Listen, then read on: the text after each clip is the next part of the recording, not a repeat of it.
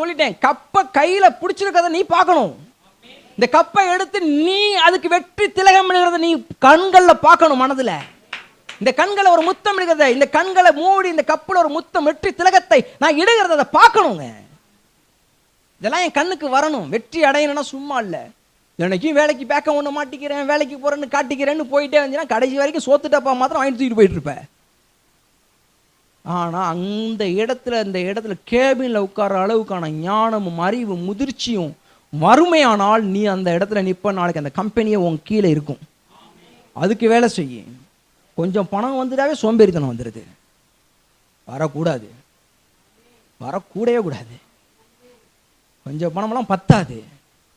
ஆமே, நிறைய கம்பெனிஸ்க்கு சும்மா திறந்து விட்டு வாழுங்க, நல்லா இருக்குன்னு வச்சுடணும். நிறைய பேருக்கு பிஸ்னஸ் வச்சு கொடுக்கணும். வச்சுக்கோ. எனக்கெல்லாம் பணம் வந்தால் என்ன பண்ண எனக்கு எல்லாம் தெரியும். உங்களுக்கு ஏதாவது புரியுது?